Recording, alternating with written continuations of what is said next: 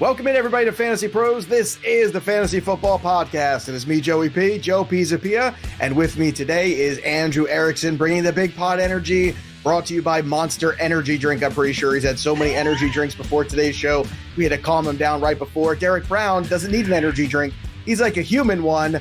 So D-Bro's with us as well. And today, you know, it's draft season, which means today's show is going to be about surprises, bold predictions, and some prop bets that you might want to make. In fact, some of our favorite we're going to lay out for you later in the show. But before we get going, I want to remind everybody it's draft season. We are just moments away from the NFL draft, and Thursday night and Friday night, we are going to be live, bringing you all the draft coverage, Fantasy Pros style, on youtube.com/fantasypros. So if you haven't already, now is the time. Pause the show, subscribe to our YouTube channel at Fantasy Pros, click that bell for notifications so you know exactly what time we begin, and draft season starts then with us, your friends, and we're going to be bringing you the entire draft. Like I said, round 1, round 2, round 3, all the rounds now. Well, at least rounds 1 on Thursday and 2 and 3 on Friday, and then we'll see how many energy drinks are left in Andrew Erickson's cabinet for Saturday and Sunday. We'll see what goes on then. But before we get to that, if you already subscribed to our YouTube channel, or if you just did, like I told you to, you can enter that contest to win a free Lamar Jackson autographed jersey, thanks to our friends at PristineAuction.com. All you got to do is head over to FantasyPros.com/contest, where you can sign up today. You take a screenshot of your subscription, and then you sign up at FantasyPros.com/contest, and that Lamar Jackson jersey is practically yours. And that's all you have to do. And once again, thanks to our buddies at Pristine Auction, always giving you the coolest swag for NFL season. Gentlemen, all the preparation, everything leads up until the next 24 hours. I know we're excited. I want to start with some surprises, though. Some things that we might think might catch some people off balance. Maybe a few risers, some fallers. So Andrew Erickson, let's start with you here. Give me some of your risers in the draft after the last couple of days, some of the news and rumors that are floating around that have really changed your mind about what we might see on Thursday night. Yeah, so I'm going to start with a player that I've never talked about on this show before, and that's Jameson Williams from Alabama. So again, speed. I think that's kind of the name of the game with Jameson Williams. You know, he's been talked about as having 4.3 speed, you know, Tyreek Hill-esque speed, game-shifting speed, and the NFL obsesses over that. You know, a couple years back, Henry Ruggs was not the best wide receiver in his class. He went number 1. He was the first guy off the board because he was the fastest. And they just, the league covets speed, and these teams are obsessed with it. And when I look at some of the teams picking inside the top 10, whether it be the Jets or the Falcons, I just see Jameson Williams being a really good fit there. And to just continuously see Garrett Wilson be the number 1 receiver mocked off the board, I just don't think that's going to happen. Like, yes, I think Garrett Wilson is, I think that he's the best well-rounded receiver out of all of them in the class, but Williams has that speed element to his game that I think that a team is either going to trade up for to get, so they're going to jump other teams inside the top 10, or it's going to be the Jets that pull the trigger at 4. Like, I think that the Jets would be a perfect landing spot for Jameson Williams because he adds another speed element to the game. They were obviously in the Tyreek Hill sweepstakes, and that's when they were the most aggressive. Like, we didn't really hear much about the Jets being in on Devontae Adams. I know obviously that there was a connection there with the Raiders, but if he was on the market, you would have thought they would have been more interested. But I think they're really looking for a speed receiver. And with more talks about Drake London potentially going to the Falcons, I do think that Jameson Williams really has a legitimate chance to be the number 1 receiver off the board. So that's one of my risers. The other one that I really want to talk about is Tyler Smith from Tulsa. Now, he's more of a traitsy guy, but he's still really, really young. And everything I've heard from him, he's going to be a first-round pick. And it's going to be one of those, who's this tackle? Like, I mean, I could see even the way that the board shakes out, if the Saints are on the board and let's say the 4 top offensive tackles have already been drafted, you know, whether it be Trevor Penning, Charles Cross, Evan Neal, and Ike Ekwonu, if those guys are all gone, like, I think that Tyler Smith is going to be the tackle 5. And I think that he's going to be drafted in the first round. And I think that people are going to be like, who's this guy? Like, we haven't really heard much about him. Obviously, he played at Tulsa, so it's not like this is like some, mega school that this guy's coming out of, but he has all the traits that you'd want in a future franchise left tackle. So those are 2 guys that I'm kind of like keeping my eyes on as guys. I think that both are going to be at least in the top 20 when it's all said and done. All right, Derek Brown, let's look under the lid that you've got on backwards and see what surprises are lurking in that head of yours in terms of maybe some guys that are on their way up. Somewhere Quinn's ears are burning just because of that statement. Just got to throw that out there. Quinn does not like the hat going backwards. You point your bill. What does he say? You point your bill in the direction in life you want to go, son. Right? Well, there you go. So, guys, give me some risers you think or surprises in the draft that's coming up on Thursday night. So before I get to my two guys, I got to sit here and say Erickson's call on Tyler Smith is fantastic. When I pulled up the sheet to sit here and prep for this show, I was like, crap. Like, Erickson already took one of my risers, so I love that call, and one of my fallers. I don't want to foreshadow too much, but the guys that I see there going up the board, one, the betting markets are showing this, and Derek Stingley could be the first cornerback drafted this week. His EDP has climbed up from 13 to 9.5. Now we're getting rumors about the Houston Texans are sniffing around Stingley. And tell me this, guys, and obviously both of y'all are wearing the Patriots and the Coach Bill garb. So tell me if you've heard this. New England Patriots, they got some personnel that's down in Houston. Them coveting a corner that arguably is the best in man coverage in this entire draft. So we don't think that he could land in Houston? Man, I think that Derek Stingley is possibly going to go to Houston inside the top 3, inside the top 5. So he's one of the guys that I think is rising up boards massively since his pro day. Another guy I'm going to mention here, and I've mentioned him numerous times in my mock draft write-ups on this show as to sneaking in the top, in the first round. And I honestly think that he could be a top 25 selection, and that could blow people's socks off. But Arnold Ebiketie, I think, is rising up massively on boards, and he should be. His EDP has climbed all the way from 64 to now 35 since February, and the guy is massively talented.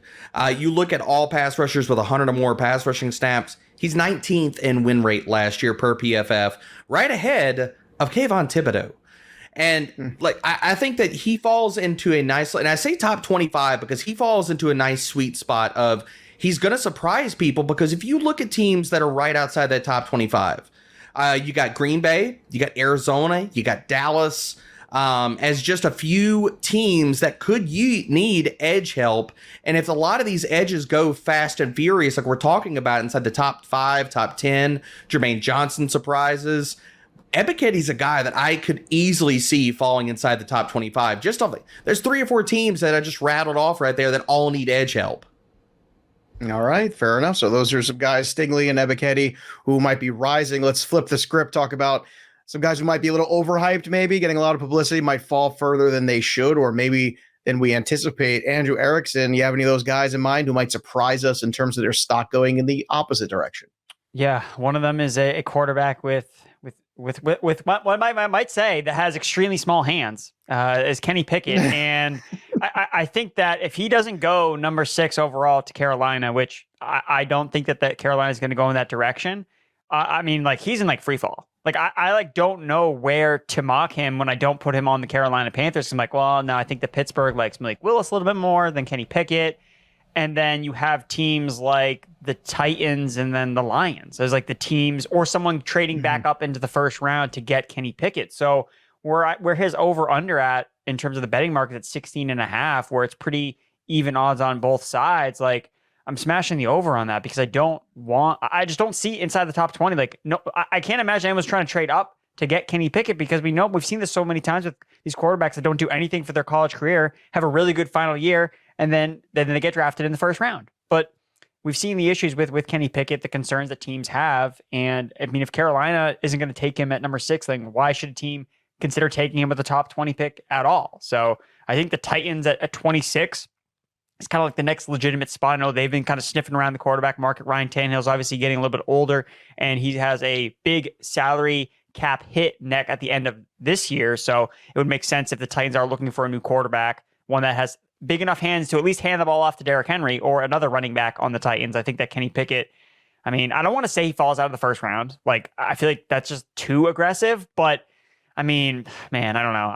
I don't want to be Kenny Pickett at the draft. Or he's actually not going to the draft, so maybe it won't be as bad. He won't be stuck in the green room waiting to get drafted like Aaron Rodgers. So Kenny Pickett's a big faller for me. The other two guys, Karlaftis, A lot of the things I've read about him this is the pass rusher from Purdue, he was kind of mocked as like a top 10 guy really early in the process, and just not a lot of buzz around him in terms of it increasing. So it's just like there are other pass rushers. Obviously, Debro mentioned another one, the guy from Penn State. There are a lot of other pass rushers I think that are kind of overtaking him. I think Logan Hall from Houston is another interesting guy that could potentially be, a interior or a defensive lineman that a NFL team prefers more in round one than Karlaftis. And I mean, it wouldn't be surprising if we're talking about Karlaftis on Friday and be like, this is the top guy left. Like, this is the guy, the best guy available on day two. So, and this happens sometimes with some of these pass rushers that project to kind of go in the middle, like in the 15, 16, and like guys of note, Yetur Gross-Matos, Quiddy Pay, some guys that we always thought would be like, oh, like he's like a top 15 pick. And then they end up kind of falling out just because other teams value other edge rushers and defensive linemen over them. So I'm going to say Karlaftis, potentially guy falls out of round one. And then Desmond Ridder, I think that he could fall into round two. I think that Seattle is kind of like honing in on him as their quarterback, and Seattle picks at 40 and 41. So they may just feel like, hey, we're not going to take a quarterback at 9. We're going to wait. And if Ritter's there at 40, like, we'll take him. So I think Ridder, I don't think he's going to be a top 20 guy either. I think that, again, Seattle could be one of those teams that gets back up into the first round because they have multiple second round picks. They have the draft capital to get back up into the end of the first round to potentially snag a guy like Desmond Ridder. All right. So Derek Brown, do you have any quarterbacks or anybody else you think might be falling when push comes to shove and the picks start getting made? Yeah, I mean, unfortunately for this quarterback class, I'm going to stay with the quarterback position. I mean, Sam Howell has just been plummeting down boards for a guy that, if you go all the way back to December or so, before Senior Bowl, before all these different things, his EDP was top 20. Like, he was looked at as a mid-first round pick, and now he's currently sitting at 47. Man, and his betting line, the juice is actually on the over. It's minus 145, and him going before that is minus 110. So, yeah, I think Sam Howell is going to fall. And you look at these second round teams, like if somebody doesn't take him in the top part of the second round, like he doesn't go to Seattle, maybe Atlanta, someplace like that, which now sounds like Atlanta's considering a quarterback in the first round. Sam Howell could unfortunately fall pretty far here in the NFL just draft. threw up in my mouth a little when you said that. At that pick, that's when they're going to take a quarterback? Ugh. Maybe. Anyway. I mean, it wouldn't surprise me, man. And like the other thing about it, Joe, is that like, if we're staying on fallers, another guy that has gotten at least second round buzz, and I think he could last all the way to the third round, is John Metchie. If you look back a few weeks, his EDP was in the second round in February, and now he's currently sitting at 66. And he's dipped into the 80s as far as even if you go back to March. So if teams value other positions like Erickson was talking about, and we just don't know, like some of these teams could, like you get to these middle, like not say middle rounds, like it's not the third round, fourth round and stuff like that, but the second round, teams could value, there's a lot of guards in that part of the draft. There's a lot of safeties. There's a lot of other positions of need that teams could say, look, like, yeah, John Metchie's great. He's okay. I mean, he's not like otherworldly where like, oh, we got to go get him. If you're looking at teams' draft boards, if like he is neck and neck with somebody like, say, Jalen Tolbert, then I could see some players hopping him, or teams going other directions, and Metchie easily falls into the third round.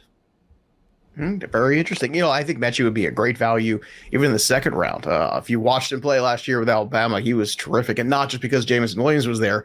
The two of them together in tandem were very good, and different skill sets too. They do different things well. So it would certainly be a win. And I'm with both of you guys in terms of, I believe that teams are going to show a lot of discipline when it comes to this quarterback class. I don't know if anybody's going to blink and go reach for one at the last minute, the 11th hour, and say, no, we got to have this guy. But if they all stay disciplined, they can all get better personnel in that first round and then have at it and have like a free-for-all in the second round about these quarterbacks, to be honest with you. So that would not shock me if they actually stayed disciplined, but we shall see how it goes. So let's get to some bold predictions. Those were our surprise risers and fallers, but now it's time to be bold, like John Wick kind of bold. I want to go out there on a limb. And Derek Brown, let's start with you with this one. Give me your top 5 bold predictions, or top 3, however many you might have today. And then we'll poke around and we'll see which one we really want to dive into. So give us the bold. Don't hold back, baby. I want the full Derek Brown experience.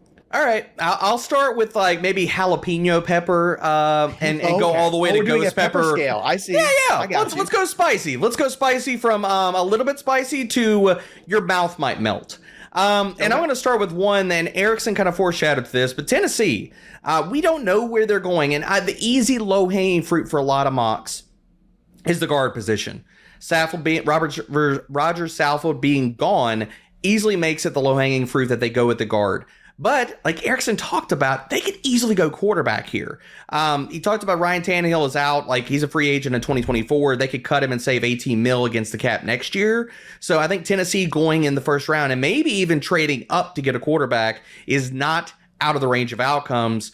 Staying with the quarterback position, because look, Joe, you talked about it, and there's definitely shade on this quarterback position. I'm going to head down to the Big Easy. I'm going to go with my team, my hometown guys, with the Saints. And I'm going to say, and I alluded to this on a previous mock episode, I'm in the contingent that all this tackle talk and wide receivers is all smoke and mirrors, man. I think they're going to move up, and they could go for Malik Willis. You look at where this team has gone, and yes, they got Jameson Winston. He is in the building. He's under a really good contract for the next 2 seasons. He's been a backup before, so not a role that we haven't seen Jameis Winston operate in. His contract's more favorable in 2023. He's a good bridge option to Malik Willis, letting him sit for a year. The team is ready to win right now and can put good pieces around him. And look, we've seen New Orleans. They have been connected to a lot of mobile quarterbacks over the years. They tried to make the Taysom Hill experience a real thing. Ian Book, they drafted in the middle rounds. They were into Deshaun Watson and tried to get him. They were into the 11th hour to try to get Watson to head down to New Orleans. All of that screams they want a guy that can run. Malik Willis offers that. And no, I'm sorry, people. Sam Howell is not going to be a rushing quarterback at the NFL level. Him and his 5 40. So wherever you're at, you can miss me with that. And Desmond Ridder, same thing. I get that he ran a 4.5. He wasn't a rushing option to like this astute level in college. I don't project that when other people in the NFL level all run 4.3s and they're all awesome athletes. So I think Malik Willis could be a target for the Saints, and they could be trading up on draft day. And my final one here, and a lot of this has been talked about. Wide receivers going in the first round. And you've heard people, and the line is set at 6.5 right now, taking the over-under. And people have talked about, well, maybe 7 wide receivers could go in the first round. Okay, yeah, it's plausible. I think that's a good number. Maybe 8 go in the first round. I'm going to sit here and kick this up another notch, and I think maybe 9 wide receivers could go inside of the first 32 picks. And this is a perfect storm of a lot of different things. One, wide receiver contracts are through the roof with all these guarantees. So our team's going to be more aggressive in going after a wide receiver class that I've been out there in the streets talking about. I think it's a really good wide receiver class. There's a lot of talent here. You look at expected draft positions, you can name off 8 wide receivers right now that are sitting inside the top 35. So basically knocking on the door of first round as far as expected draft position. You add Sky Moore to that list, who is a guy that's gotten some first round buzz, and he's sitting at 42. It takes 1 to 2 teams to surprise. And I can name you 10 teams off the top right now. The Jets, the Commanders, Eagles, Saints, Patriots, Packers, Cowboys, the Titans, the Chiefs, and even the Lions that could use wide receiver help. They could all go grab them in the first round and get the 5th-year options, which right now, even a 5th-year option might look like a bargain in a few years for the wide receiver position. So give me 9. 9 inside the top 32 picks of the NFL draft. Well, it could be just like a fantasy draft where all of a sudden you see 1 or 2 go, maybe a 3rd one, then people start to panic a little bit. So even though the class is deep, you want to make sure you get one of them, especially with so many teams having that need. I got a question for you. I want to follow up on Malik Willis. Who, in your opinion, if the Saints did want to move up, do they have to leapfrog the Panthers at 6? Would they have to go all the way to make a deal with the Giants or somebody at 5? I think that they're going to have to get into the top 10. And some of this, we've seen the Saints position themselves in this draft, and everybody says like, okay, well, they can make a move for a tackle. We're all talking and we're crapping on this quarterback class and saying, okay, maybe it's just not great. There's a world where like all of these teams, like we heard like stuff out on social media that like a quarterback might not go inside the top 20 picks.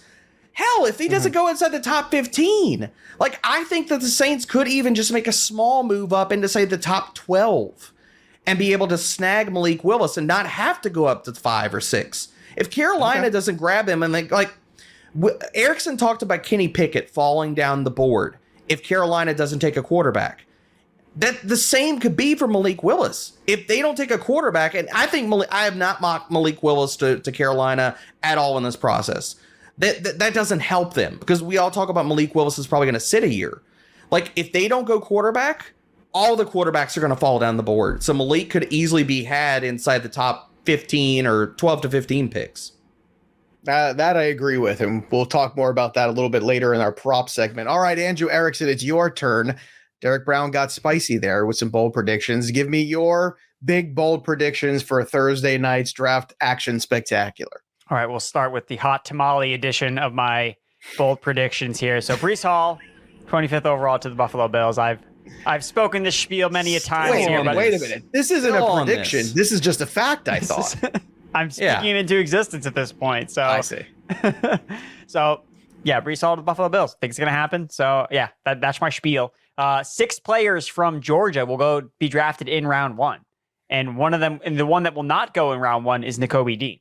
So Trayvon Walker, Jordan Davis, Devontae Wyatt, Lewis Cine, Quay Walker, and George Pickens will all be first-round picks. And Nakobe Dean will be waiting in the green room being, why didn't I get drafted? Wow, that's harsh. Hey, I like that. I like that. That helps my wide receiver hype, okay? I'm with that. I'm with that. Actually, we think it'd be interesting to look at the odds. You know, how many Georgia defenders versus wide receivers drafted. George Pickens also kind of overlaps there a little bit too. So it'd be kind of an interesting odds bet to make head-to-head. Now, going to the defensive back room, and this is something I wanted to point out. So on my latest mock that'll come out today when you're reading it on Thursday, or whenever this podcast is released, I think that it's important to look at the mock draft. And what I found out was using grinding the mocks, I was able to basically compare which positions we as mock drafters have been most accurate on since 2018 and which ones we have missed the most on. Like which have we been so off on? And the position that we're most wrong about is safety and cornerback. And that's because we as, public figures, we don't necessarily see how the teams view particular players in their defensive schemes. Like, that's why everyone's cornerback board and everyone's safety board could be so different than what the consensus mock is, because we're not, a zone team. We're not a man team. We're just kind of looking at the teams based on just raw talent or looking at the players in that perspective. So it is really hard for us to grade the players because it's like, this guy plays man, this guy plays zone.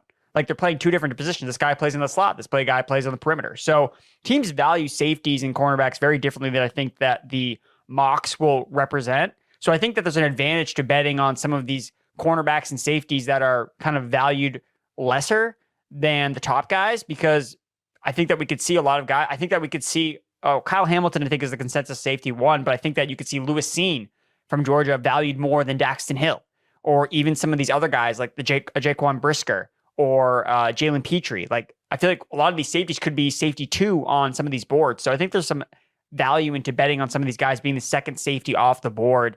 And I just think it is a strong safety class as well. So I'm going to go with my bold predictions. 3 safeties will be drafted in the first round. So Kyle Hamilton, Daxton Hill, and Lewis Cine. Right now, I believe the line is at 1.5. So I think that that's a good thing to kind of jump on. And same thing with cornerback. Kyler Gordon, I mentioned this on a couple of shows. He's going to the draft. Not Trent McDuffie, not Derek Stingley, not Andrew Booth, not Kyrie Elam. It's Ahmad Sauce Gardner and Kyler Gordon that are going to the NFL draft. So I think that this kind of buys into that narrative that Kyler Gordon will be a first-round pick because NFL teams like the fact that he can play out on the outside and on the perimeter. And yes, he was playing across from another cornerback, but I think that he played more on the outside. McDuffie played a lot in the slot, and I think that Gordon actually has more of the translatable size, speed, athleticism that teams may actually like more. Again, it's going back to we don't necessarily care who was better in college. We care, okay, this is what you did in college. That was great. Who's going to be better in the NFL? And I think Kyler Gordon might be viewed as teams as, I think this guy can be better in the NFL than necessarily he was at the collegiate level. And then my last big one that I want to get into here is Drake London. is going to be an Atlanta Falcon when it's all said and done. I don't know if they'll move up. I don't know if they'll move down. I don't know. But, at the end of the day, I think that he's going to be an Atlanta Falcon. And, I dove deep into this because I'm convinced that Falcons will draft a receiver. Terry Fontenot comes from the New Orleans Saints with Mickey Loomis. And this is what I was waiting for. I was waiting for you to connect the dots. Drake London was a kindergarten student of somebody that ended up working in the Falcons organization that knew Arthur Blank. Nobody connects these dots the way Erickson does. So go ahead. How's the Drake London connection work? I'm dying to find out that. It gets wild here. So Terry Fontenot comes from Mickey Loomis, that type of scouting system, and Mickey Loomis has never really had an issue spending up on wide receivers. Like, he spent a lot of high-end draft capital on wide receivers. So I feel confident that the Falcons will go for a receiver at pick 8. Obviously, there's a need for it. Right now, we got Auden Tate slated in as wide receiver 1. That is not a formula for success. So we're going to try to get another receiver to complement Kyle Pitts. And I think that something that I found was interesting was Kyle Smith is the new vice president of player personnel for the Atlanta Falcons, formerly of the Washington Commanders. He was in the same role in 2020. Now, when he was referring to and talking about a player, Antonio Gandy Golding, he was referring to this player, and they asked him about AGG, and they're like, "Oh, what do you guys think about him?" He's like, "Yo, no, we like AGG a lot because we want to build a team of basketball players at wide receiver." And Drake London played basketball at USC. He was on the team his freshman year, and that's kind of what he's been his archetype is. This big basketball guy, been comped to Mike Williams, Mike Evans, someone that can go up and get the ball and be a menace and make these contested catches. So I think that there's going to be a great connection there with what Arthur Smith wants to build, what Terry Fontenot wants to build with this offense. And Kyle Smith is Terry Fontenot's right-hand man. There's an article on it on the Atlanta Falcons website. You can go check it out. And because I know I did, because I wanted to kind of connect the dots here. So I do think that Arthur Smith and the Falcons are trying to build a basketball type of receiving core. Obviously, they went after Kyle Pitts last year. And just the cherry on top here, Kyle Smith, again, the vice president of player personnel for the Atlanta Falcons. His dad, AJ Smith, former GM of the San Diego Chargers.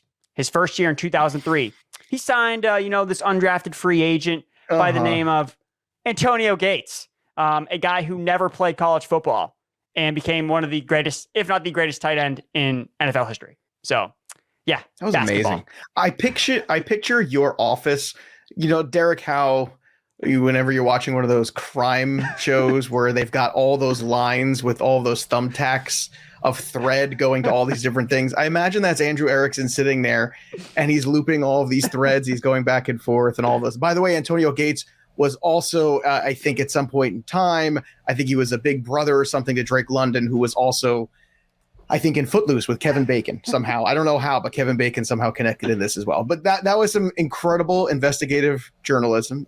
Who needs Rappaport and Schefter, because we've got Andrew Erickson. That was well done. He's a meme. He's a meme. It's like out of Always Sunny in Philadelphia. Like, he's like, okay, so if this connects to this, then this connects. Okay, 6 degrees of separation. Love it.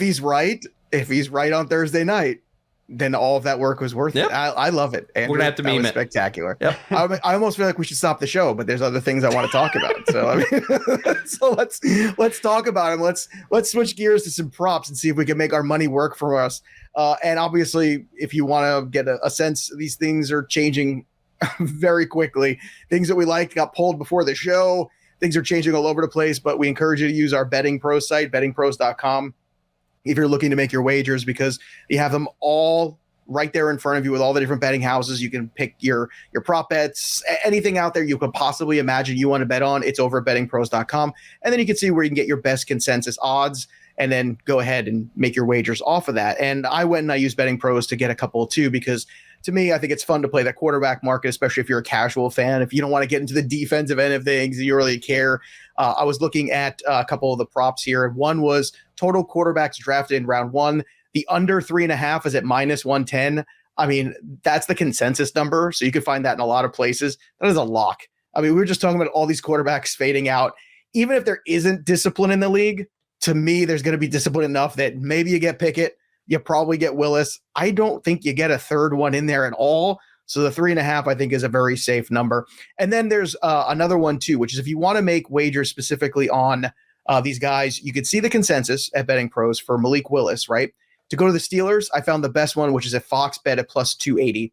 And then for the Panthers at plus 500 over on FanDuel. So you can sprinkle a little cheese on each. You know, you can put $20 on the Fox bet one for the Steelers at 280 and for the Panthers at 500 and see which one comes in. Because if you hit on one of them, then you've covered all your bases. But that's the nice thing about Betting Pros. It basically has all of them out there. If you want to bet on Malik Willis, if you want to bet on the quarterbacks, whatever you want to bet on, you go find the best line and then go do it directly from Betting Pros. So, Derek Brown, let's go to you here and start with some of the guys that you might think is worth sprinkling a little bit of chips on as well. This is a draft in Vegas after all. Yeah, I'm going to splash the pot here. I'm going to go Derek Stingley. He's still plus 150 to go in the top 5. I would be hammering that. That line has been going down and down. I think it was plus 300 yesterday. So definitely be grabbing that ASAP while you're listening to this show, as well as Drake London. We talked about him going to the Falcons. Love Erickson's call there. That's where I've been mocking him in every single one of my mock drafts. He's plus 125 to go top 10. I don't think he sneaks outside of the top 10. He could go as high as the top 5. I think it's easily plausible that the Jets say, you know what? We got a few edge guys that are the same on our boards. Let's get our guy at wide receiver, and then we'll figure out who's left at 10 or if we have to trade up. So those two are sticking out to me, as well as I like Erickson's call about secondary, but instead of the safeties, I'm going to head to the cornerback position. And I like the over bet of over 4.5 corners taken in the first round. It's still plus 120 over DraftKings Sportsbook. And look, if you head over to Grinding the Mocks, and we've mentioned this website, fantastic website that pulls together all these different mock drafts. They have 6 cornerbacks with expected draft positions that are less than 32. And if you want to go the history and trends route and attack it that way, in 2021, 5 were selected in the first round. Go all the way back to 2020, 6 cornerbacks went inside of the first round. And we have so much cornerback talent. I think that there's a lot of teams that are in the late 20s or 30s. Heck, teams could trade up to get a few of these corners and get that 5th-year option. So I love the over 4.5 in the first round. And just before I flip this over to Erickson, first wide receiver selected. There's still some meat on the bone. For Jameson Williams is sitting at plus 175 and Drake London's at plus 250. I think those two guys are the highest chances for myself to be the first wide receiver taken off the board. So that's kind of where I'm at least pushing my chips in right now. I love that plus money, that plus 120 on the cornerbacks, by the way. To go 4.5, they go the over on that. I like that one a lot. Andrew Erickson, how about you? What have you looked at the prop market in terms of wagering for the NFL that's really stuck out to you that you think is worth a look for our listeners? All right. So this one, you might have to wait till day 2 to get in on. But Jeremy Ruckert, Ohio State, to be the number 2 tight end off the board is plus 500. And, you know, DraftKings, you got to check the player because they spelled his name wrong on the bet. There's no respect for Jeremy Ruckert. Disrespect. There's no respect for him because he didn't catch any passes at Ohio State because he was playing with like 3 future first round picks. Like, okay, sorry, man. Like, it's hard to catch passes when you're surrounded by just this elite talent.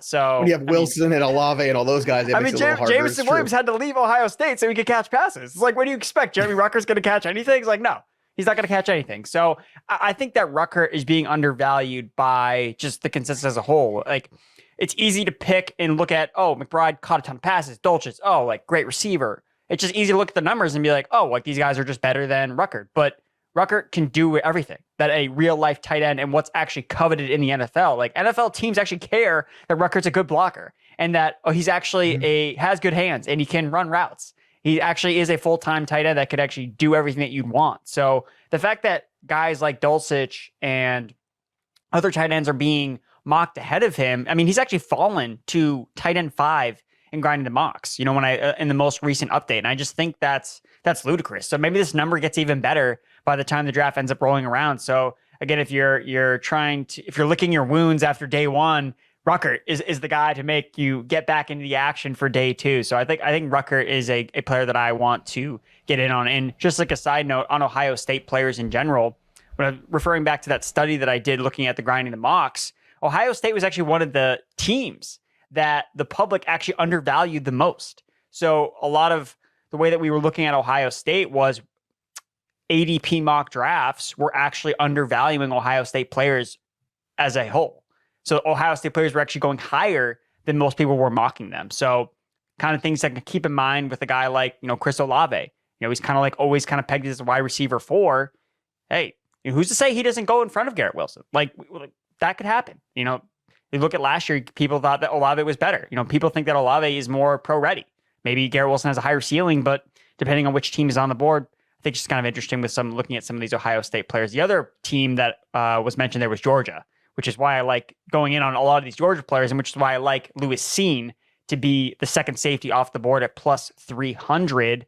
Again, just going back to what I found through my studies, safety and cornerback are two positions that we value differently than the teams do. The public values them differently. So a team falling in love with Cine, I mean, he's definitely a round 1 talent. I think that the move with a lot of these is to bet on these round 1 guys talent-wise. It's like this guy should be in round 1, but he's not going there because of X, Y, and Z, because this player is ranked higher than him in the consensus. So I think there's an edge to be had with those types of players. So Willis Cine is plus 300 to be the second safety off the board, and he's also plus 120 to go in the first round. Other guys I like to go in the first round at plus money: Kyler Gordon, talked about him already, the cornerback from Washington, and Logan Hall, defensive tackle from Houston.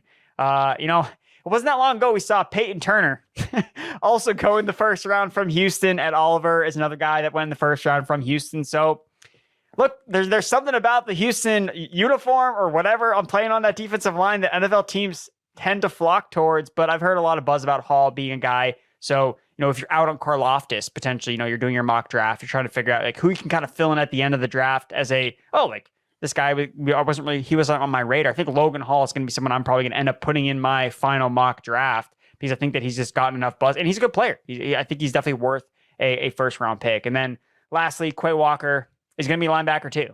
Like he's going to go in the first round, and Nakobe Dean isn't.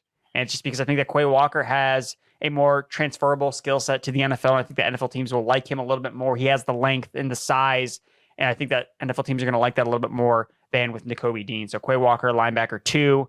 I know that they took this off a lot of the books, so you're going to have to do some line shopping to get Quay Walker. I know I couldn't get it in, but we'll see.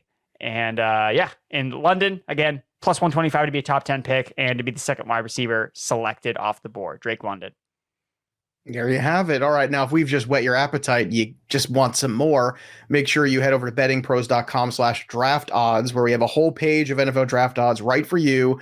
And this whole prop bet segment, like I said, was powered by bettingpros.com. So head over to bettingpros.com/draft odds to get that. And if you can't get even enough of that there, you can even get more information from Betting Pros podcast, which just dropped yesterday, from Thomas Viola, who was our host of that show. He had Ian Cameron on to break down their favorite prop bets as well. So there's so many to get to, but no matter how many you bet, you'll still be behind Matthew Friedman. I can guarantee you that. You're still behind him. And not to mention all of the other surprises and things that we talked about here in the show. We've got more content for you at fantasypros.com available. Also, we got draft surprises, bold predictions, all of that is in an article at fantasypros.com. So between bettingpros.com and fantasypros.com, we've got you covered. Oh, wait.